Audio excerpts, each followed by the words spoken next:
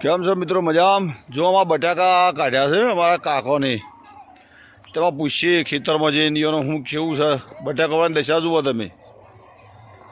જુઓ બટાકા બધા ફર્સ્ટ ક્લાસ બટાકા નીકળ્યા છે અને અમારા કાકાને કાઢ્યા. જો બટાકો પહેલાં જુઓ એમના હાથમાં છે. કાકા નમસ્કાર.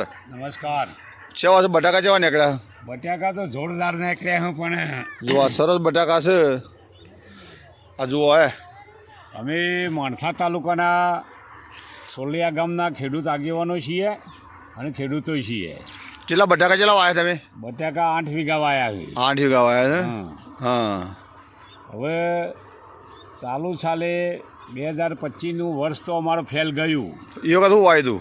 મફળી વાવી હતી. હા હા હા. તે મફળીમાં સતત વરસાદ પડ્યો અને મફળી ફેલ ગઈ. મફળી ફેલ જઈ. હા. ઘાસચારો પર અમારે ભેંસોને ખાવા માટે રહ્યો નહોતો, બધું બગડી ગયું હતું અને ખરાબ થઈ ગઈ મફળી. હા. એટલે સરકાર પાસે અમે ઉત્તર ગુજરાતના ખેડૂતો અને માણસા તાલુકાના ખેડૂતો ભેગા થઈ માગણી કરી હતી કે ભાઈ અમે ખેડૂતો હવે દવા પીવાનો વારો આવ્યો. બરાબર. તો કંઈ સરકાર આમાં વિચારે તો સરકારે જે સહાય આલી એ માત્ર ને માત્ર જે મજૂર વર્ગ હતો એ મજૂર વર્ગને અમે આપ્યું, એટલે પાછળ એટલે ટૂંકો સરકારે જે પૈસા આલ્યા એ આપણે મજૂરોના ચૂકવતે ખૂટ્યા હતા પૈસા. બરાબર બરાબર. ચાલુ સાલે 2025નું વર્ષ તો અમારા ખેડૂતોને ફેલ ગયું અને અમે દેવાદાર બન્યા છીએ. હવે બેન્કોમાંથી ધિરાણ લીધો, શરાફો પાઈ અમે ધિરાણ લીધો, પછી સહકારી મંડળી મારફતે ધિરાણ લીધો. જે ખેડૂતે ધિરાણ લીધો એ ખેડૂતો હવે ધિરાણ ભરી શકે એવી પરિસ્થિતિ રહી નથી. ત્રીજા ચોથા મહિના તો ધિરાણ ભરવાની તારીખે આવી જાય ને. 31 તારીખ પછી ધિરાણ ભરવાની જે તારીખો આવે છે એમાં અમે હવે ચિંતાતુર બન્યા છીએ ખેડૂતો. એટલે અમારું ધિરાણ સરકાર સંપૂર્ણ નાબૂદ કરે એવી ઉત્તર ગુજરાતના ખેડૂતોની માંગ ઊભી થઈ છે.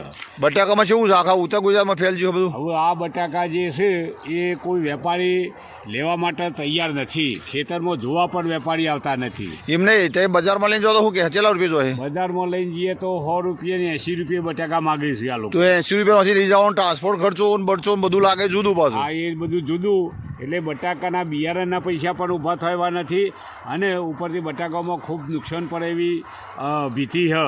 એટલે સરકારને વિનંતી કરીએ છીએ કે અમારે કોઈ સહાય જોઈતી નહીં. તમે જે સહાય આલો છો એ નામશેષ સહાય અમારા મજૂર વર્ગમાં પણ પૂરી થઈ શકતી નથી. એટલે અમે માગણી કરીએ છીએ કે ભાઈ અમારી સહાય જોઈતી નથી, પણ તમે દેવો નાબૂદ કરો અમારો. સંપૂર્ણ દેવું જોઈએ ખરું ને, કારણ કે એનો રસ્તો જ બીજો રસ્તો જ નહીં. એટલે બનીએ ખેડૂતો અને અમને રૂપાળી અસલ ઊંઘ આવે અમારા માથા દેવું ના હોય તો.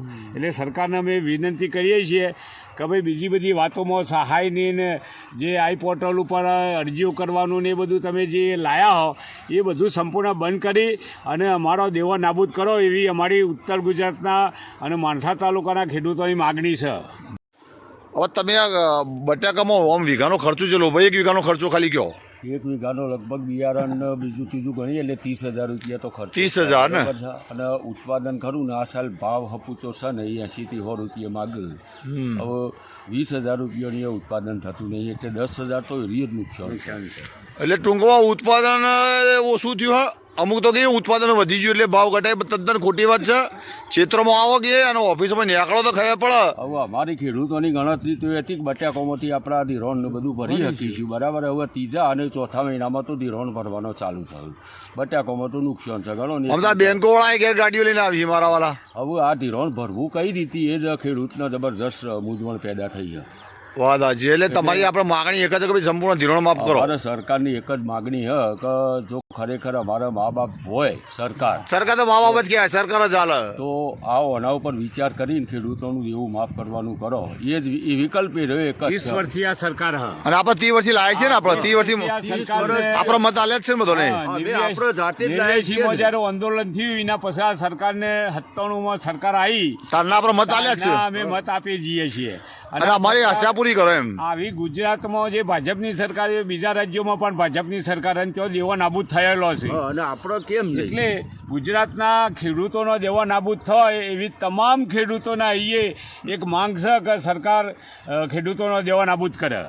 ઓ હવે આમાં ખેડૂતોને એવું કેવું છે ને કે ખેતરમાં જે આપણા જે નેતાઓ છે ને જે પ્રતિનિધિઓ ચૂંટેલા છે એમને ખબર તો પડતી છે જે ઉત્તર ગુજરાતના પ્રતિનિધિ છે ને જે જનપ્રતિનિધિઓ જેવા નેતાઓ છે તાલુકા કક્ષાએ કે મોડો કે જિલ્લા કક્ષાના એ બધા ગામડે નીકળો તો તમને ખબર પડે કે તકલીફ શું છે અને સરકારમાં રજૂઆત કરો છો ખેડૂતો એકલા બોઘા પાડશે જ નહીં મેળ પડે પણ તમે સરકારમાં રજૂઆત કરો કે ખરેખર ઉત્તર ગુજરાતની તકલીફ છે માનો કે જે રીતે કાઠિયાવાડના ખેડૂત ભાઈઓ હતા આપણા એ મફરીમાં તો કાઠિયાવાડનું નુકસાન વધારે કર્યું હતું તો તોના જે નેતાઓ ખરા ને એ નેતાઓએ સરકારમાં પુષ્કળ કીધું કે ભાઈ અહીંયા નુકસાન થયું છે તો આપણા જે ઉત્તર ગુજરાત જે નેતાઓ ખરા ને એને એક વિનંતી છે અમારા ખેડૂત તરીકે કે તમે અમારી આ જે વાત હોભળો સરકાર તરફ સરકાર સુધી પહોંચાડો સરકાર સુધી નહીં પહોંચાડો તો શું છે અમે ખેડૂતો તો પાછળ બોઘા પાડવાના જ છીએ પણ તમે સરકાર સુધી પહોંચાડો અને અમારી જે આશાઓ છે ને પૂરી કરો અને આ ધિરાણ માફ કરાવો જય હિન્દ જય ભારત.